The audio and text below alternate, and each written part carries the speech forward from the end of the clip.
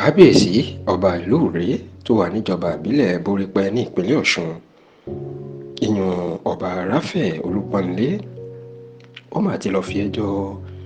ìjọba ìbílẹ̀ borípẹ́ alága ìjọba ìbílẹ̀ borípẹ́ àti ìjọba Gomina Ademola Adeleke ti ìpínlẹ̀ Ọ̀ṣun ó mà ti lọ́ọ́ ti fi sùn ọ̀gá àgbà ọlọ́pàá lórílẹ̀‐èdè yìí ọ̀gbẹ́ni Káyọ̀dé Ẹgbẹ́tókun tó sì ní kí ọ̀gá àgbà ọlọ́pàá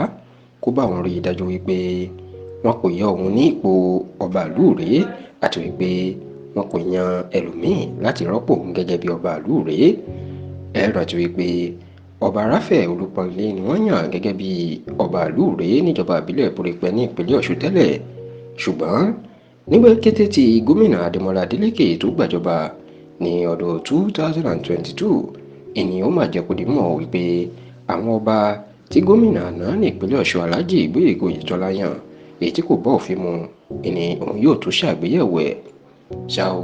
gómìnà Ademola Adeleke ó ti padà ṣàgbéyẹ̀wò ipò ọba ìlú Ìrèé tó sì ní òun rọ ọba Ráfẹ̀ Olúpọ̀nlé lóyè nítorí pé bí wọ́n ṣe yàn sípò ọba ìlú Ìrèé kò bá òfin àti àṣà ìlú náà mu. Gómìnà Ademola Adeleke wá pàṣẹ pé káwọn afọbajẹ àtijọba ìbílẹ̀ borípẹ́ tó rí sí yan ọba ìlú Ìrèé kí wọ́n bẹ̀rẹ̀ ètò àti ìgbésẹ̀ míì láti yan ọba ìlú Ìrèé míì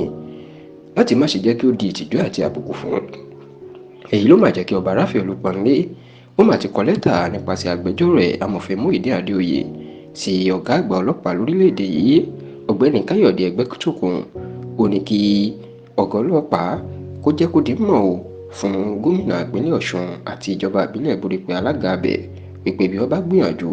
láti yan ọba míì fún ìlú Ìrèé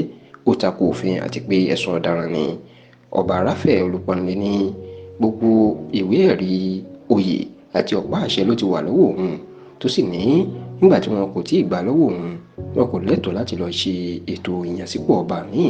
àti pé ìgbésẹ̀ tó lòdì sófin ní gómìnà Ademola Adeleke àti ìjọba ẹ̀ fẹ́ gbé tó sì ní kí ọ̀gá àgbà ọlọ́pàá kó jọ̀wọ́ kó má jẹ́ kí wọ́n ṣe irú ẹ̀ fún òun.